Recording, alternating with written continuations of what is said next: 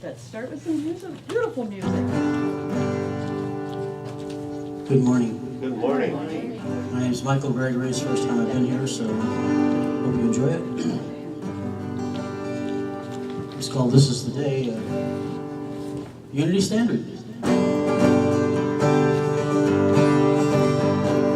This is the day that the Lord has made, that the Lord has made. We will rejoice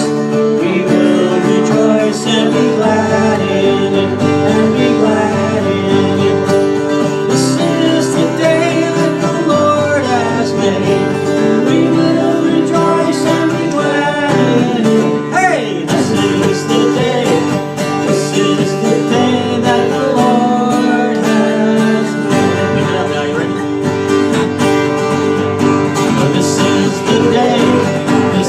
the day that the Lord has made, that the Lord has made. We shall rejoice, we will rejoice and be glad in it, and be glad in it. This is the day that the Lord has made. We will rejoice and be glad in it. Hey, this is the day that the Lord has made. One more time. This is the day that the Lord has made, that the Lord has made. We will rejoice and be glad in it, and be glad in it. This is the day that the Lord has made. We will rejoice and be glad in it. Hey, this is the day that the Lord has made.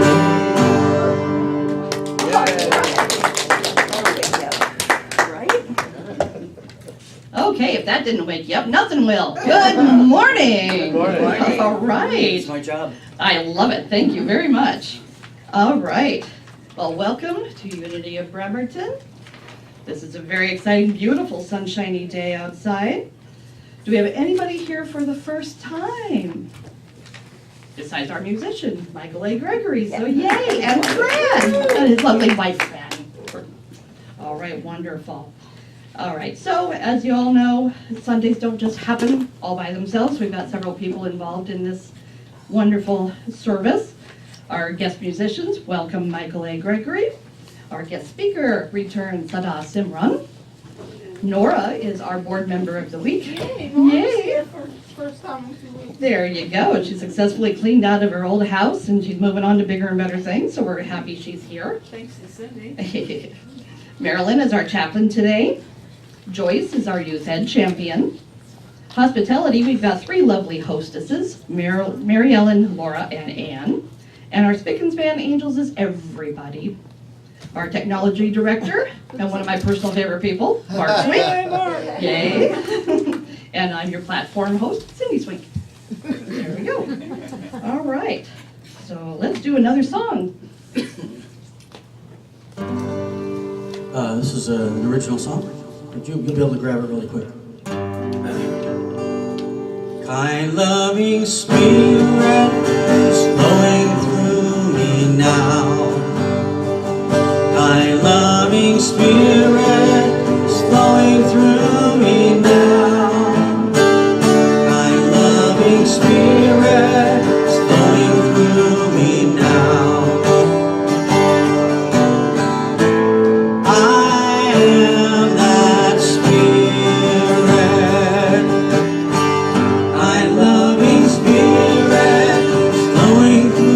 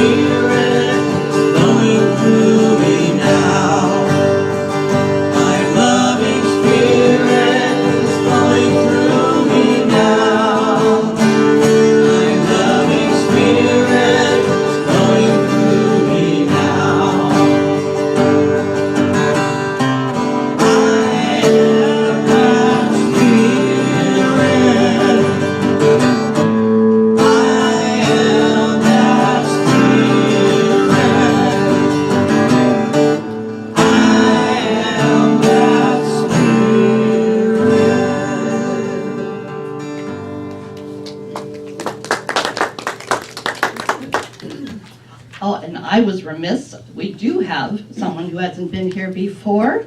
Sadah's dad, John, is here with us. Welcome, John. Nora, can you give him a heart? I can. That would be lovely.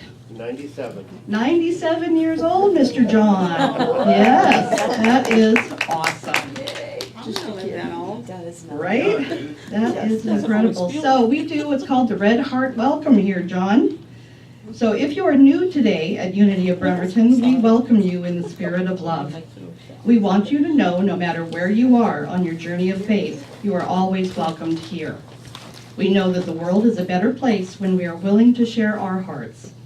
We give you this heart, which you just got, as a symbol of the steadfast spirit that lives within each of us. And we ask you to carry the symbol as a member of this Red Heart Fellowship. Let it be a reminder that the love of God is always with you and to share your heart wherever you go. The red heart, as a symbol of fellowship in the world, can spread love one heart at a time. Let's start the movement here. And for those that are watching online or perusing us for the first time in quite some time, or first time ever, we have a variety of speakers, so please come back and visit us at least 2 or 3 times. You'll see some amazing, amazing speakers. All right, so our Unity happenings. You'll see inside your bulletin, we have a list of lots of the upcoming events. On August 7th and the 21st, we have the New Moon Circles, Spiritual Star Talks. You do need to RSVP. The first 6 people are accepted into those Star Talks, and it's really a lot of fun and very interesting. Next Sunday, August 12th, we have Doug Beneke with Mercedes Nicole.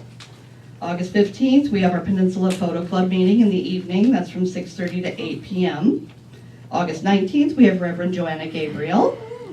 And August 25th, which is a Saturday, Family Fun Night from 6 p.m. to 9 p.m. And I've got Bunko coming in via Amazon, so let's play Bunko. Yeah.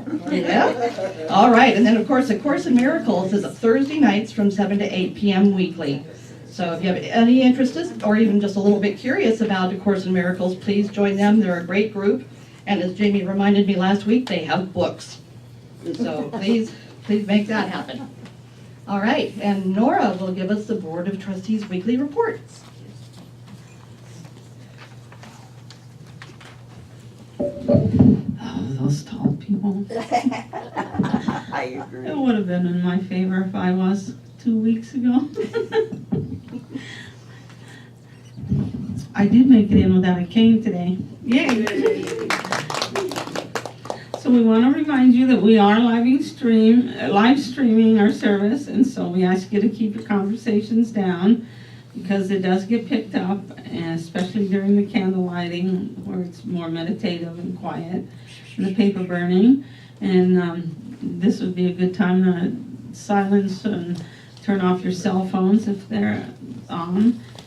And we also want to remind everyone that prayer request forms are in the back pockets on the backs of the seats, and you can put them here in our prayer box and they'll be prayed on and then sent off to Silent Unity to be prayed on for an additional 30 days. And we do have chaplains available. Marilyn is our chaplain of the week, and she will be in the back corner to pray with you or just say thank you God with you after the service. Unity of North Kitsap has a weekly meditation on Thursday, August 9th on Max Cowdery's birthday at 7, and practicing presence with Anna Welsh, practicing presence no matter where you are or what is going on leads us to oneness, a kinship to all things. With oneness, we find love, and with love, we find peace. Here we find freedom to transcend the conditioned mind. Meditations are held in the Fellowship Hall at Faith Episcopal Church in Paulsville. Our craft fair and rummage sale is set for Saturday, November 17th. For those who have signed up, please start thinking about what you would like to share or start creating items that you'd like for us to sell. There will be a meeting today after services for those who can attend to start planning this event. If you haven't already signed up, there is a sign-up sheet on the back table in fellowship area. And please stop by that table to see the different sign-up sheets that are available for so, because, you know, that you can never get too many people to be helping out. And the different events and things going on. And the Manette Fest is coming up on September the 8th. Joe Sukauskas lives near that event and is offering his front yard for a yard sale and taking advantage of all the foot traffic using to see the all the activities of that day. There will be the Manette Saloon Pancake Breakfast, a Manette Fest 5K fun run, a car show, the world's tiniest parade, music, food, and fun. We have a sign-up sheet in the fellowship area. If you have items to sell, they must be in good shape. If you want to donate items for us to sell and we can keep the proceeds, please let us know. If you have items you'd like to sell or you would like to be there to help sell them, we'll ask for a percentage of the donated to Unity. Sign up if you're interested, and we'll be able to talk more to Joe about that to coordinate. As always, if you have any suggestions, questions, or concerns, please ask any of the board members. Thank you.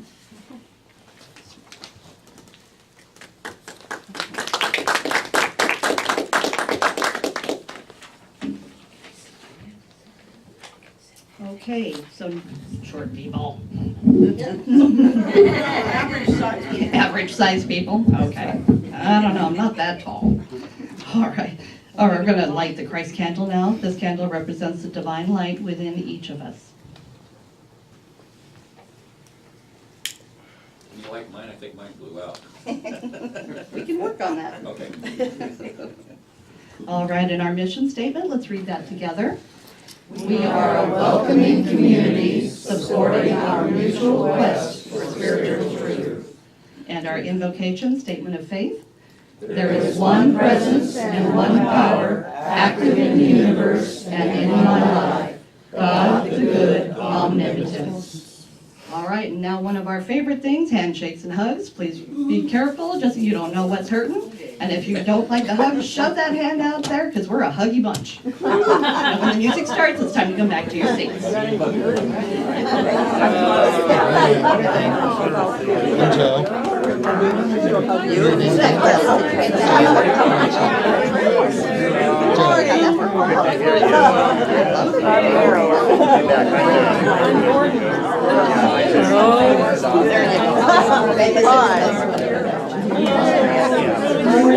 I'm Lynn. Yes, nice to meet you. Yes. Hey, you. All the concert people. Jennifer was over there at the back. Welcome, kid.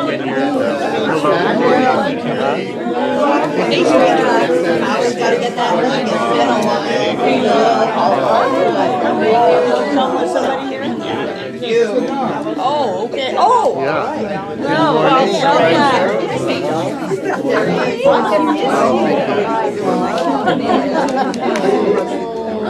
Good morning. How could I walk right by you? Did you drop your glasses? Well, that's Nice to have you. Hi, your kids are back.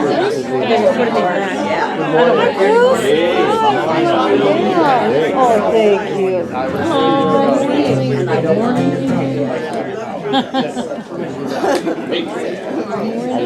there.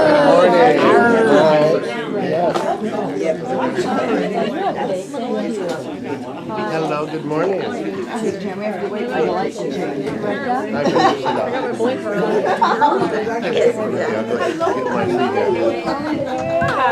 I'm Melinda.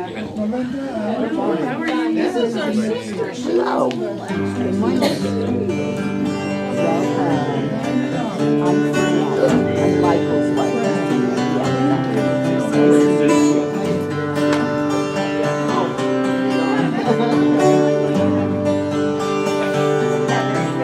There is only one God, everywhere present.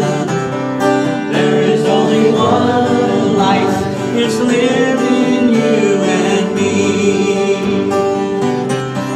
There is only one love that's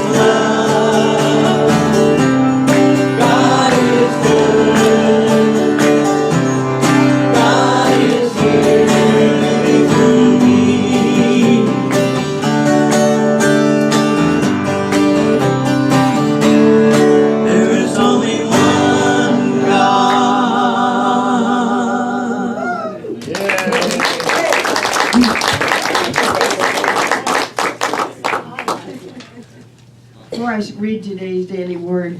There is one word in here, as we quote Paul. I can't go with his pronoun, and I choose to go right to the word God that he's referring to. We know God is greater than gender, so I'm not using a pronoun that has gender. And today's word is potential. Centered in truth, my spiritual potential is unlimited. The word potential is defined as the inherent capacity for coming into being. Inherent capacity for coming into being. In this sense, I embrace the spiritual potential that defines my own being. Whatever limits may appear in this day, as this day unfolds, I remember that these are merely expressions of my human consciousness. Spirit is my only truth. Each day offers rich potentials and opportunities to deny power to ideas of limitation and remember the spiritual truth that Paul affirmed in his letter to the Philippians. I can do all things through God who strengthens me. I allow my spiritual potential to manifest through every challenge and experience.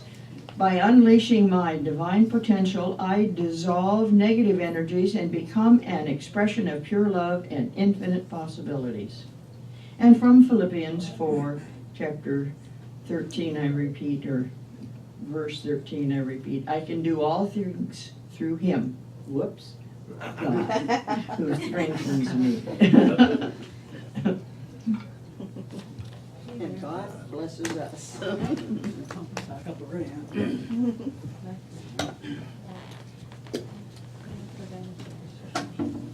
Now, this is a song you might not be familiar with, but played a lot of churches in Northern California, and many of them use this song for their services. It's by Eddie Watkins Jr.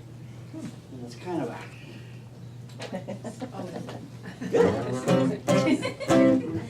one of those songs. Everybody stand up, come on. Because you're going to want to dance to this one.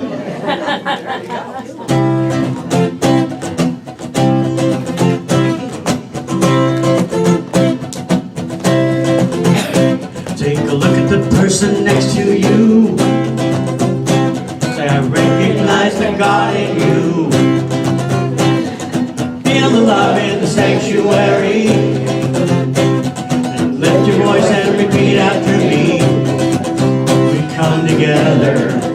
We come together. We come together. In the name of love, we come together.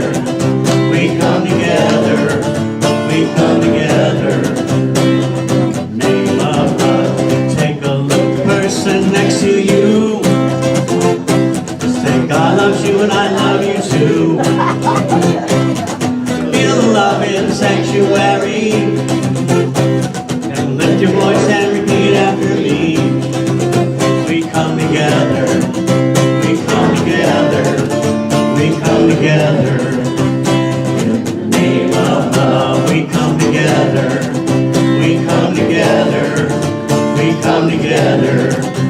In the name of love. Every walk of life, every creed and color, in kinship we unite, and honor the God in each other. Take a look at the person next to you. Say, Namaste, I bow to you. Got it? Feel the love in the sanctuary. Now lift your voice and repeat after me. We come together. We come together. We come together. In the name of love, we come together. We come together. We come together. In the name of love, we come together. We come together.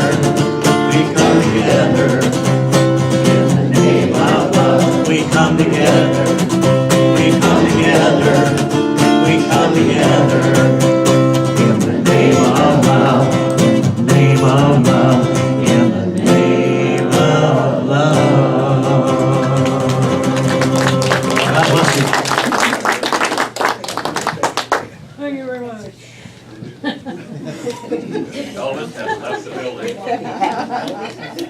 I know, I'm just a ham, so. That's I'll get right. used to it. I love it. Am I still on? Is that what I'm doing? You are special Or am I music. still on? Yes. Special music, all right, let's do that.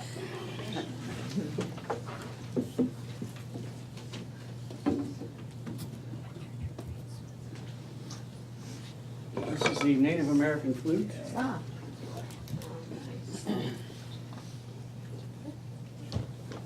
Guess I'll put in the plug, I have CDs for the Native American flute up front. I also have CDs of some of these songs that I'm singing. If you'd like one, well, I'll get to go and look at the table after the service today. Oh, and by the way, whatever happens, I have no idea. I just play whatever comes out. It's called stream of consciousness, basically.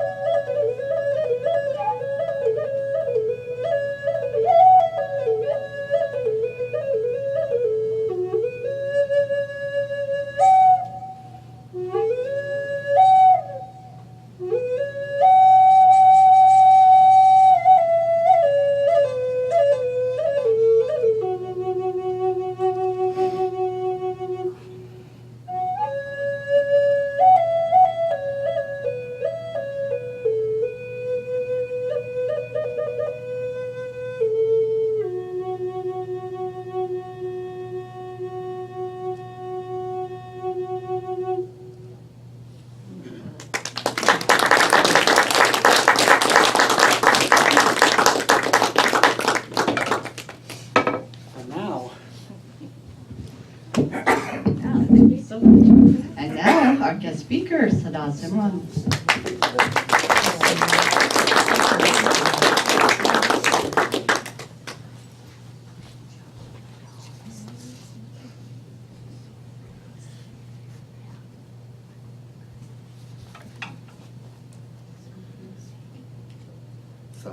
Good morning.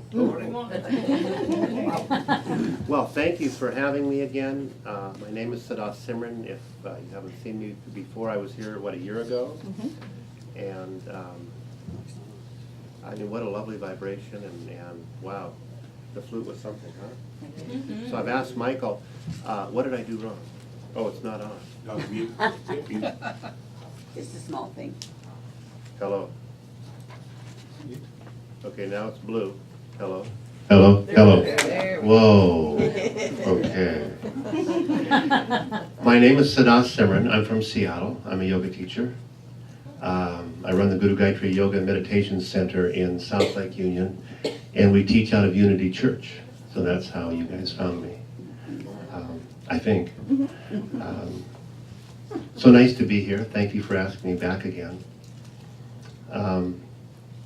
It was interesting to hear Paul about talking about the inherent potential of a person. And I teach a style of yoga called Kundalini yoga. And people think of Kundalini oftentimes as some serpent snake coming up the spine. And really, literally what it means, literally is the lock of the hair of the beloved. And it is that inherent potential. As that lock of hair, as you can think of a lock of hair just unfolding and opening, it's really what Kundalini Yoga is about, is to become aware of all of the faculties and all of the profound gifts that we have. And so I thought that was quite apropos for me being here and Paul having a message for me. So today I'd like to speak a little bit about being uncomfortable. And I believe that being uncomfortable is imperative to be consciously walking the spiritual path. There are three great challenges the mind has in life. And one is to be happy. One is to walk in one's truth. One is to be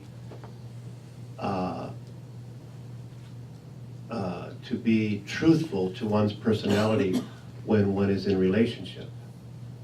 And without what I call a meditative mind, it's very difficult to reach those goals. And I think we all have that. We all want to be happy. We all want to feel that we're in alignment with our truth. We all want to be able to present ourselves truthfully in relationships so that we can be effective, so that we can receive, that we can project.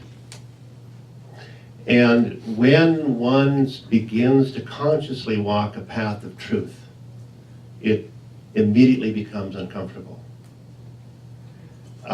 42 years ago, I went to California. I joined an ashram, which is a communal living based around yoga. They call them ashrams, you call them communes. But an ashram is like a spiritual commune. And second day in, I put a turban on because all these people had turbans on. And my teacher was a Sikh, so we adopted that lifestyle. My teacher was Yogi Bhajan. And the idea of a turban is that it's really a conscious wrapping of the crown of consciousness around the crown chakra. There's a chakra here, there's an energy center. We have lower energy centers that keep us balanced on the earth. We have the angelic energy centers that allow us to commune with the heavens. And of course, the most human of all the centers is here in the heart, is where they both meet, the heavens and the earth. But to wrap the crown chakra every day is a very conscious act of me acknowledging who I am. And it's also a very acknowledged act of me presenting myself to the world. This is who I am. I believe it's a great gift. A lot of people are in duality about the form, but it was given by the 10th Guru, the 10th Sikh Guru. And at the time, the Sikhs were renegades. They were standing up to the Mughal Empire and all the atrocities. And so many of them had bounties on their heads. So they would go hide in the Hindu villages, and the Mughals would come and look for the Sikhs. They couldn't find them, so of course they'd kill Hindus, because they had to do something like this. And when the 10th Guru found out, he said, no longer are we going to hide. We're going to present ourselves, so you're going to know who we are. And that's how we got this thing called form. In Sikh Dharma, it's called Bana. This is Bana, okay? And we don't cut our hair, and there's a few other things like that. But the idea is when I first put a turban on, I became uncomfortable. Because I inherently knew that this was my path, but I wasn't able to align fully with it. because it was the walking toward the truth. To be in a line, it took me 17 years into this, because I counted back, I remember the year. I said, hey, I can do this. This is who I am. I'm aligned with this. I'm comfortable anywhere I go to present myself in this form. But prior to that, I was uncomfortable. Now, what do we try to do in life? We try to avoid not being uncomfortable, isn't that right? We make money so that we can have more, what, comfort, huh?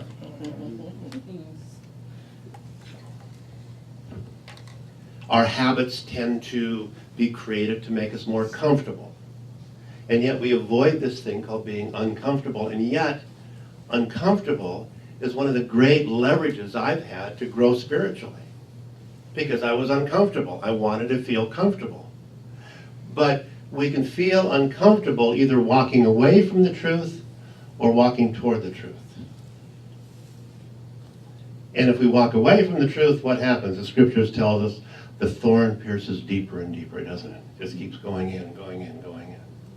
But to walk toward the truth can be a very uncomfortable act. To embody the truth is where we find our home. But it took me 17 years of doing that. I was interviewed by a person yesterday, and she said, boy, what an act of courage it was for you to walk this path. I said, it was out of desperation. I was an alcoholic at the age of 24. I was on drugs. I was a manic depressive. I needed something to ease the pain. And I found this thing called yoga. But yes, the 17 years were very, very uncomfortable. And it doesn't end, does it? Until the last breath, huh? Yeah. We all, it keeps coming. And we have a choice, do we have the strength to ride the energy? Yes. Do we have the strength to keep our integrity? Do we have the strength to rise above the drama so that we can see a wider circle and a greater purpose here? Or do we get entangled in that? And it doesn't stop really until the last breath. But I can walk in my truth and present myself very comfortably to you now, which I wasn't able to do for those 17 years. So that being uncomfortable is part of the path. There are many stages in a spiritual path. But without being uncomfortable, if you're really comfortable, what are you going to do? Well, I'm going back to bed. Okay? I'm going to eat a little bit more. I'm going to stay up late. I'm going to watch a little more TV and roll off the couch, get into bed, and wake up late and forget about my morning meditations. But that's what happens when I'm comfortable. When I'm uncomfortable, I create a discipline for myself. And that discipline is what creates the habits, and of course the habits shape the personality. And so the life that I lead is rising before the sun and doing my meditations. Because as a yogi now, we understand that in the morning time, between the hours of 3 and 6, that, the dream state, the subconscious opens, and all of our anxieties and our subconscious fears come out. And now am I going to take those fears into my daily life, or am I going to sit down and in my meditation, take those thoughts and neutralize them and make them into a positive? So that and that's what happens in the morning when you do a spiritual practice. It's just you and your mind. It's just a tussle. The only game in town is you, isn't it? It's you and you. You sit in front of your altar to do your meditation. You go to wherever you do your prayer, and it's just you to you and your God. And your God is that you, isn't it? Isn't it that greater self? Yogi Bhajan, my teacher, once told us a story. He said, he was telling us, he was sharing with us what the experience was of becoming fully realized. He said, I began to tumble, and I tumbled down this dark hole. And I tumbled, and when I reached the bottom, I looked up, and there was a mirror, and it was me, and I fell in love. And then I began to tumble again. And again, when I reached the bottom, I looked up, and there was a mirror, and there was me. And again, I fell in love. He says, and I've been tumbling ever since. And I thought that was very profound to know that my game, my practice, my life is about me, not in an egotistical way, but every occurrence that happens, as we all know, there's something to be learned. Everything is a lesson. Everything is a gift. As a yogi, though, now we understand the pair of opposites are all gifts of the divine. Even the challenges, even being uncomfortable, even, being in front of somebody, talking to somebody, communicating with somebody that you don't want to. I teach yoga. I have a lot of people come to me. A lot of people don't like, no, not a lot, but some people don't like me. They don't like what I say. And they challenge me. So I have to be able to, and not react. How many times are we able to be in the presence of a rude person and not react? And in that non-reaction, I'll tell you, years ago when I was in Los Angeles, I ran a telephone room and we sold medical supplies to hospitals. And I had all kinds of people working there. And these weren't, high-end paid people, And there was inherent anger from upbringing that they had. But whenever they challenged me, if I were to be angry at one moment, then they had something to go after.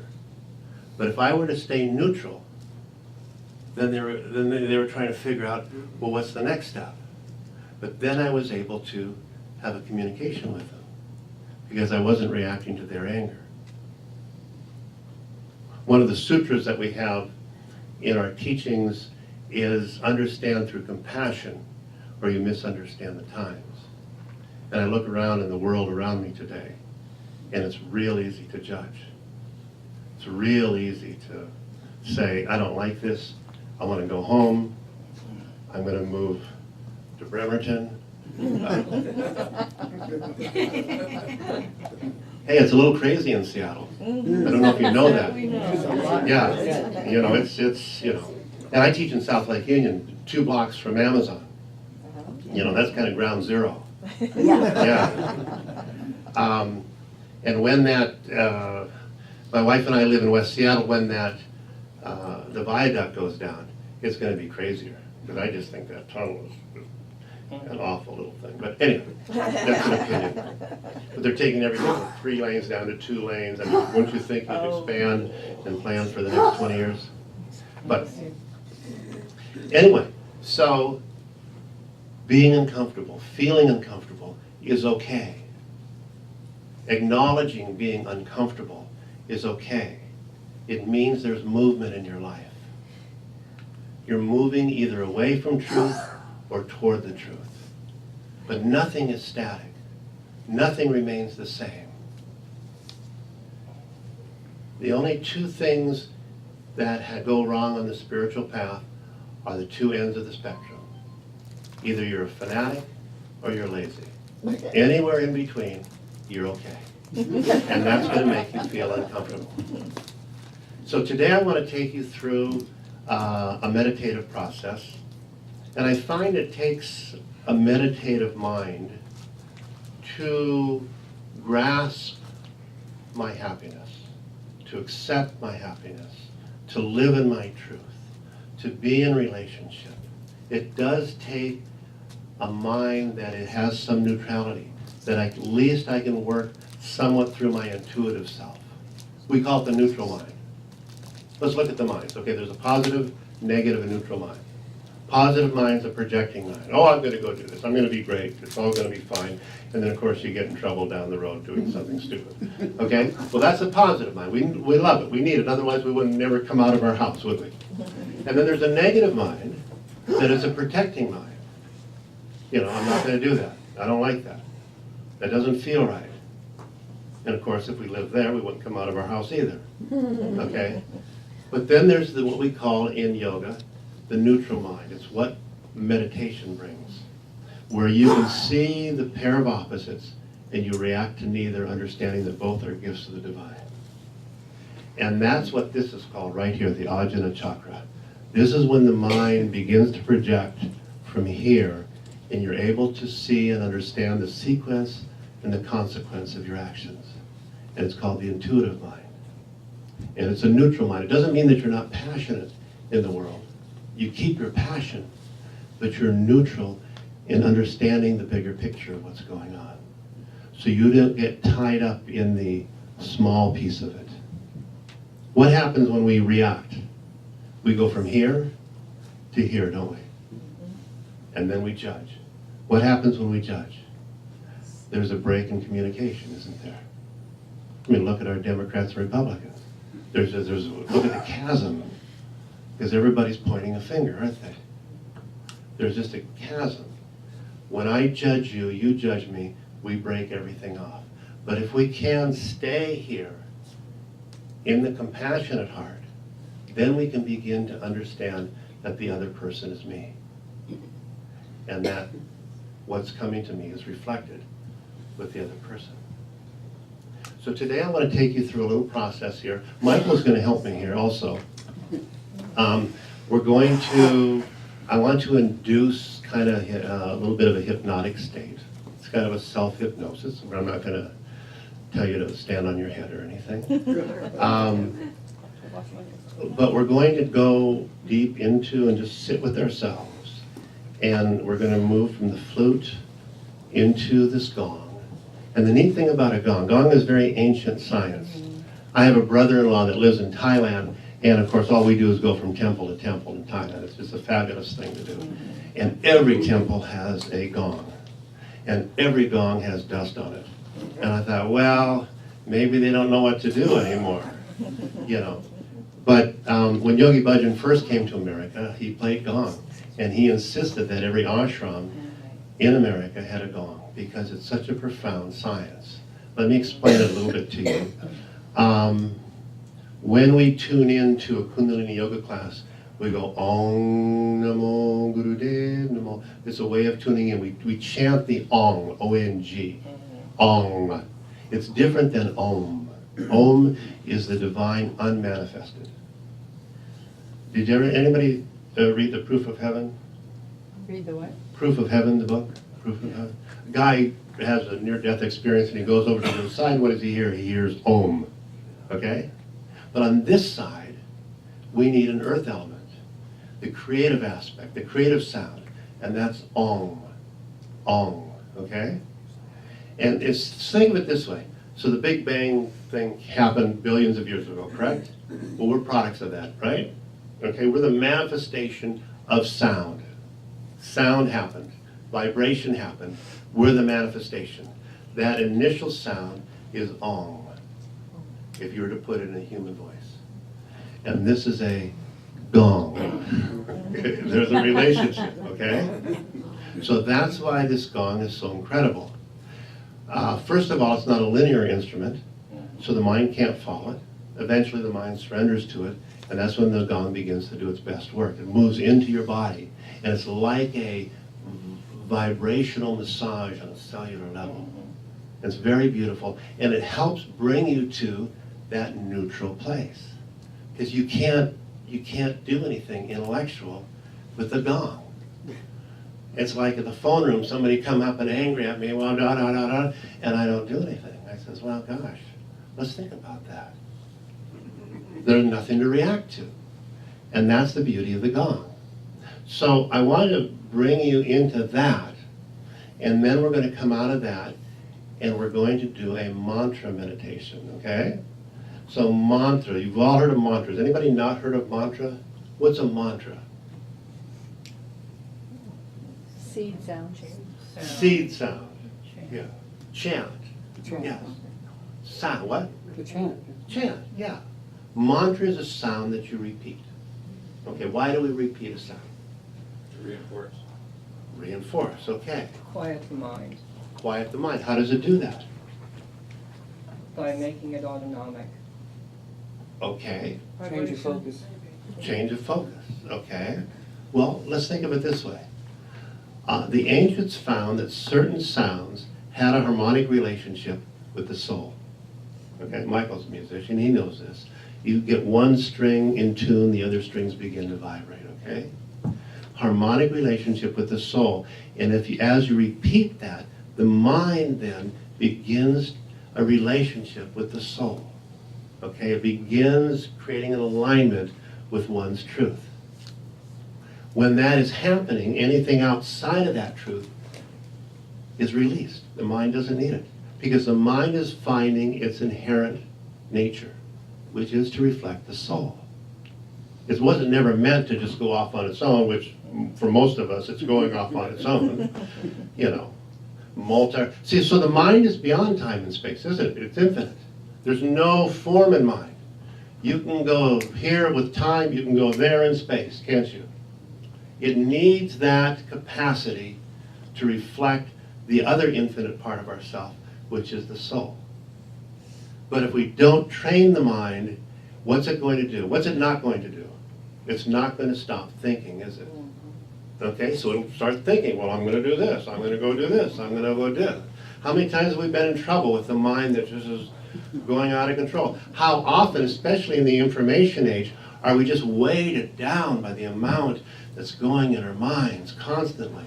So when you chant a mantra, and the mind begins to recognize this harmonically tuned sound, all this noise begins to get released and purged out of the mind.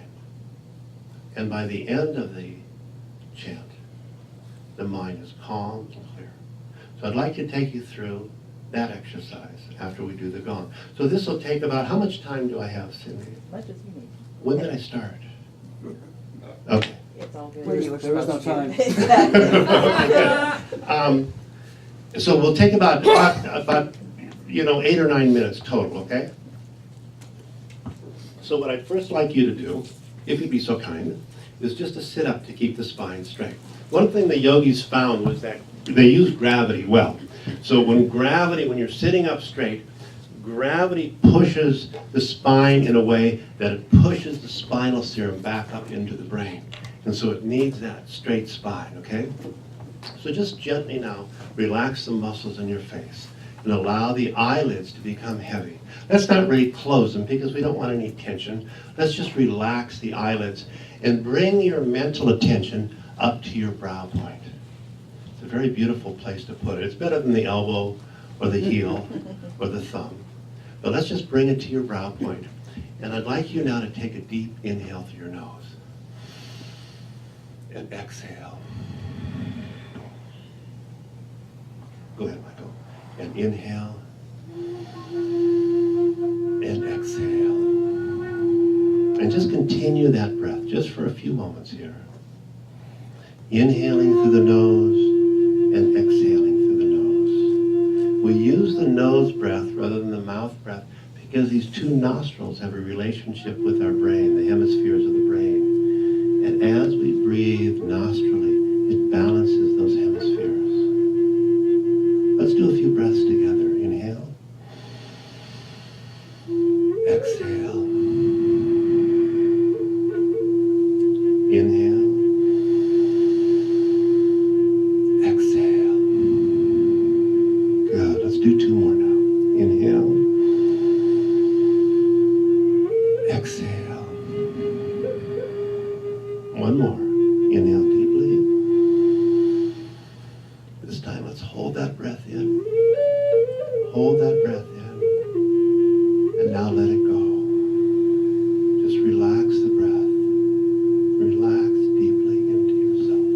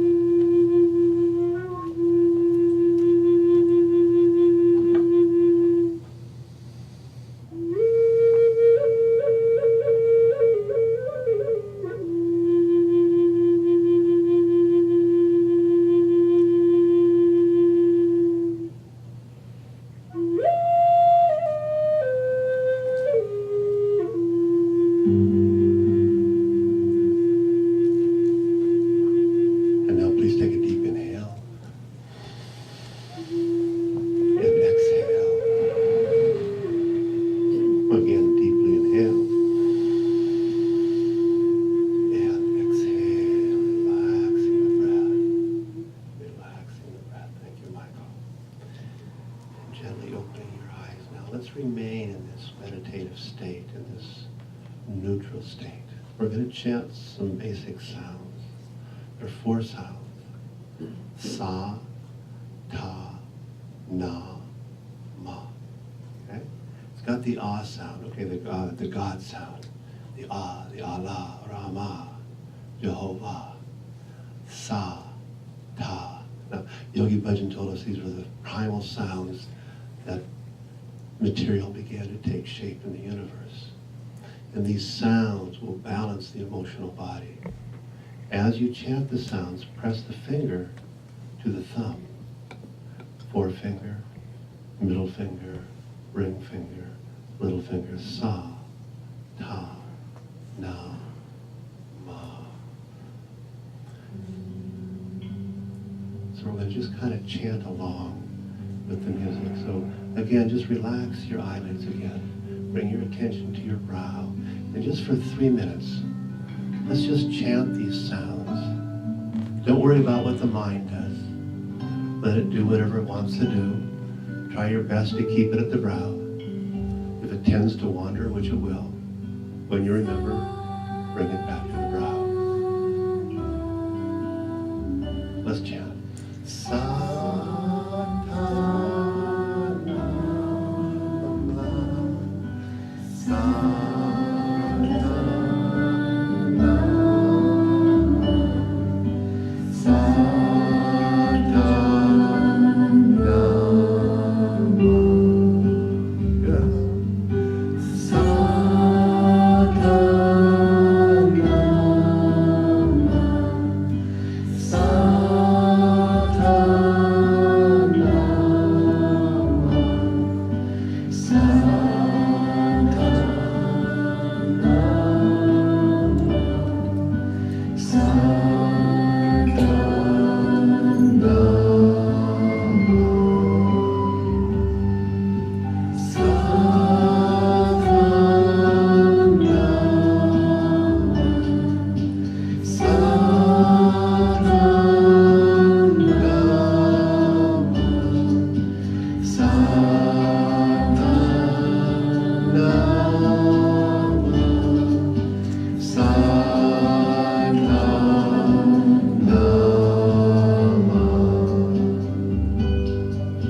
Sa, ta,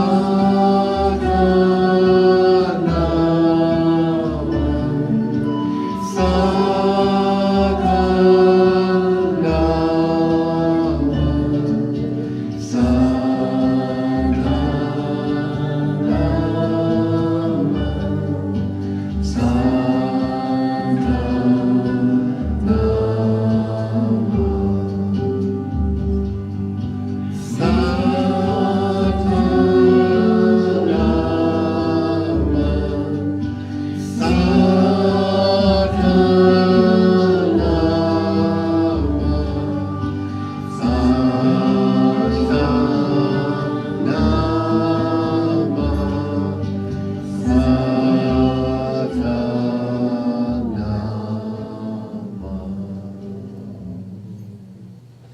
And take a deep inhale. Hold the breath. And let it go. Relaxing breath. And opening your eyes gently. So I find that meditation plays a very profound part in my life to keep that neutrality, to find that neutrality, to bring the mind to a non-reactive state. And when I can do that, I'm able to see my truth. And I'm able to be comfortable or being uncomfortable as I reach for my truth. And that may be a lifetime endeavor.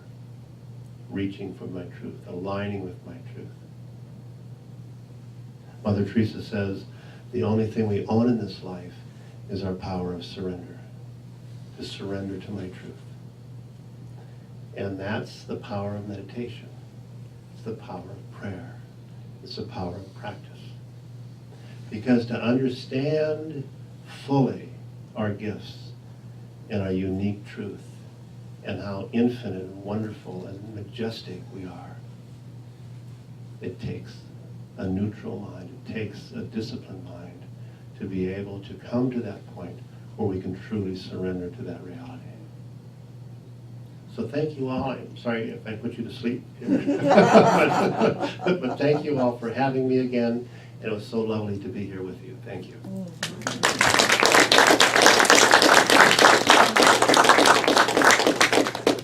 Thank you for flying the stair lines of Cinema.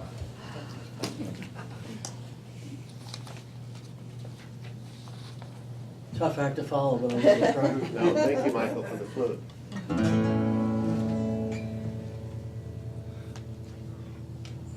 Hey, being in Unity for, 35, 40 years or something like that. Keep singing the peace song at the end of each service. And we've changed the words how many times? To accommodate the whatever political correct version of it is. So I decided, there's all these talented people in Unity. Why doesn't somebody write another peace song? So I'm working on it. Here's one of the ideas. Okay?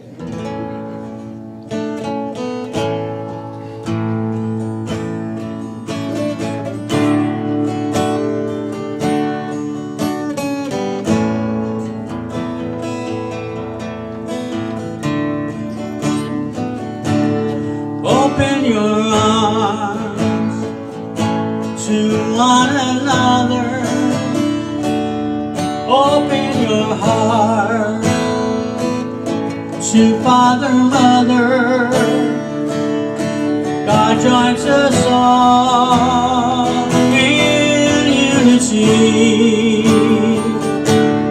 We are all one humanity. When we are peace, then peace will be.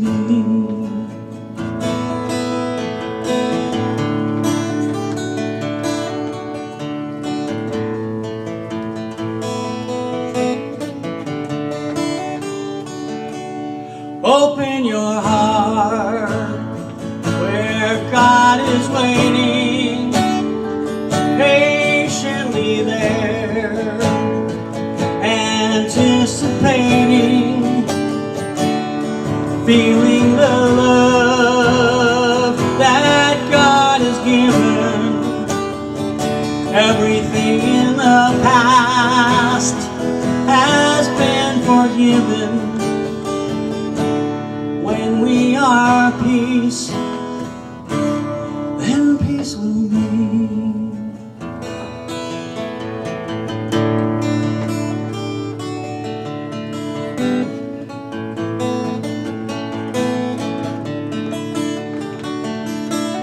Open your mind to God all-knowing. Creation is there, now overflowing, knowing the truth. Now we are free. We are all one humanity. When we are peace, then peace will be.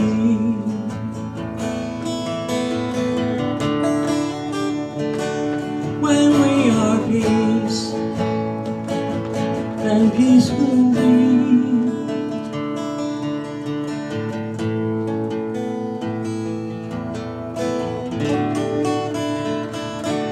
When we are peace, then peace will be. Open your arms to one another.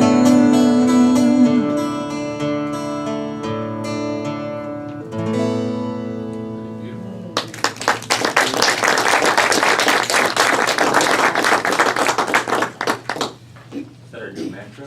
That was fantastic. Thank you. Wow. I gotta breathe. Between the presentation and the music, I'm a little heady. All right, so Here we are. As you are preparing your tithes and love offerings today, think about how blessed you are. And as you are writing your check or giving your gift, send your blessings out. And then after the offertory will be candle lighting and paper burning.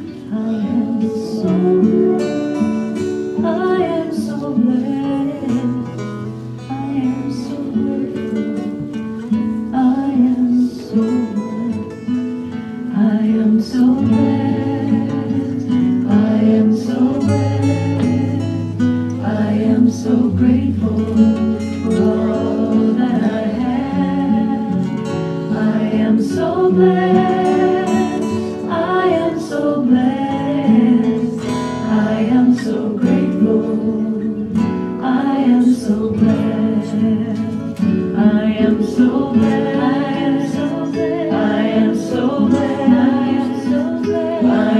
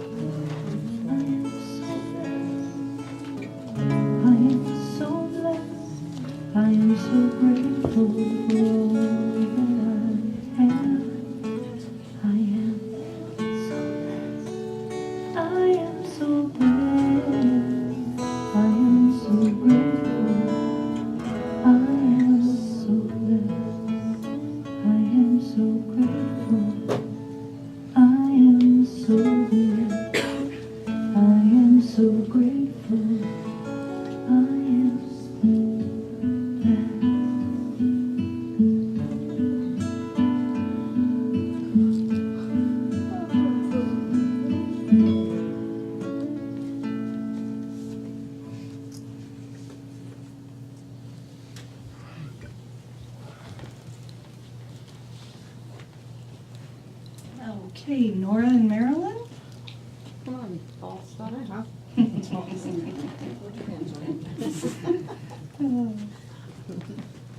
Okay, and together. I give willingly, joyfully, and lovingly, knowing that God is the constant source of my supply. I give with graciousness and receive with gratitude. Thank you. All right, and it's the first Sunday of August, so do we have any August babies amongst us? August babies, there got to be somebody. Well, even they're maybe not here, but probably somewhere. Are you? Somewhere, no. Yeah, somewhere. Max Cowdery. No. Max Cowdery's birthday is this month. Well, yes, Max Okay. Cowdery, so yes, and he Little grew up in Max. Unity. He grew and grew and grew. So shall we sing to Max even though he may not, he can watch it later. Shall we? All right, let's do that. Yes. Happy birthday to you. Happy birthday to you. Happy birthday, dear Max. Happy birthday to you. All right, and there's birthday cake. We'll have a piece in his honor. There you go. Awesome. All right, so good news. Who wants to start our good news? Gordon. My oldest goddaughter, who is 32, which is obviously impossible because I can't be that old, Couldn't possibly. will give birth to twins in about 3 weeks, meaning my friend Helen will be a grandmother. Wow, Yeah, congratulations. she's not sure she's ready, so. Well, congratulations, Helen. Beautiful. Good news, Miss Nora. I got out of my junkyard, house, and I did it with the help of a whole lot of help from Cindy, who's my hero. My pleasure, yes. Yes, she's out of the home, she spent 17 and a half years, a lot of memories.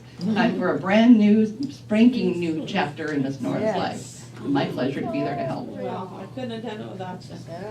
Thank you. All right, anyone else? Any other good news? Yes, ma'am. Michael and I will celebrate our 25th this year. Wow, wonderful. There you go, you are. It's all It's a good. record for us. There you've been for a lot of people. A lot of people don't make it. And they're 32. There you go, there's 32, so you know how that happened. Thank Only you. 26 years old, yeah.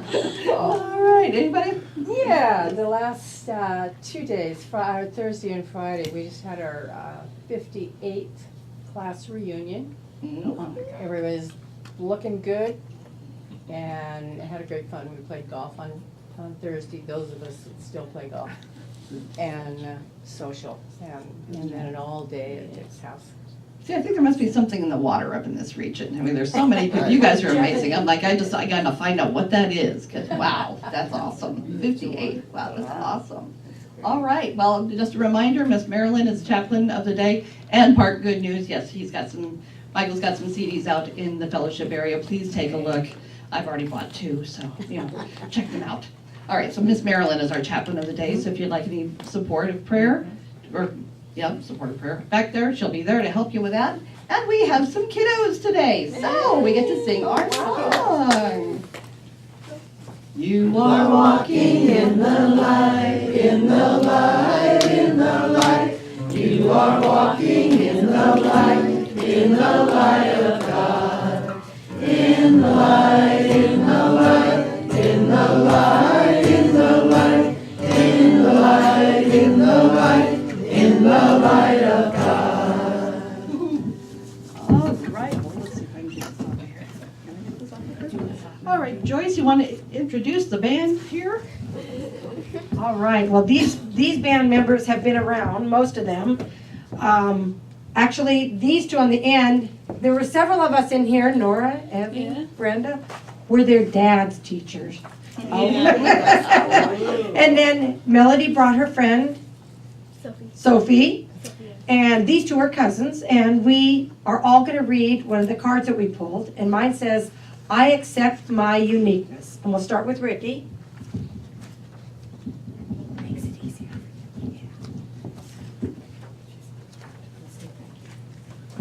My life is a mirror. The people in my life are really mirrors of me. This affords me the opportunity to grow and change. I am willing to forgive. Life supports me. Woo-hoo, you did it, you did it. She overcame her fear. She said she couldn't do it. Well, I told her she could. Amazing. You are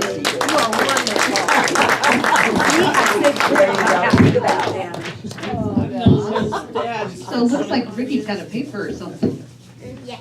Yeah, what's that all about?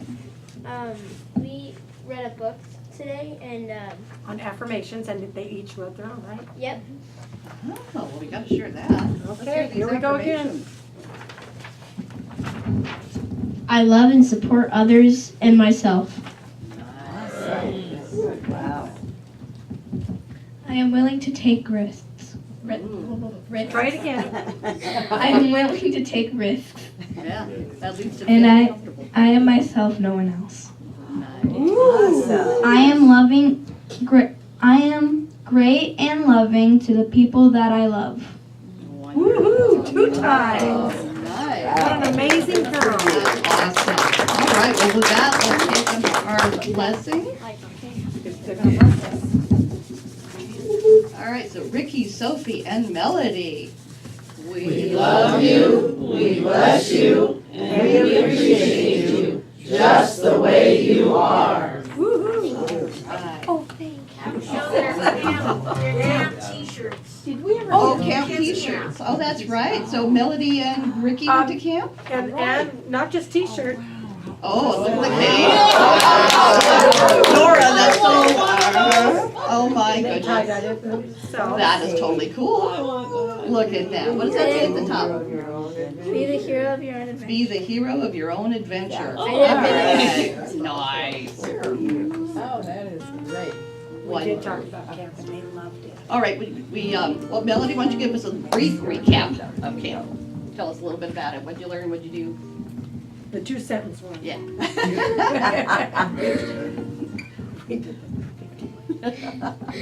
At camp, we did activities like going to the barn and stuff, and we did spirit share and stuff like that.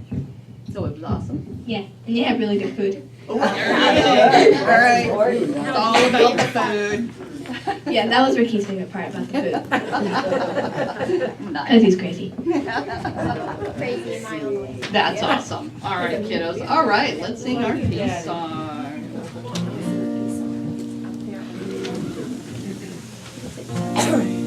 Oh, I know. All right, I'll count us in. Are you ready? Perfect. Oh, yeah.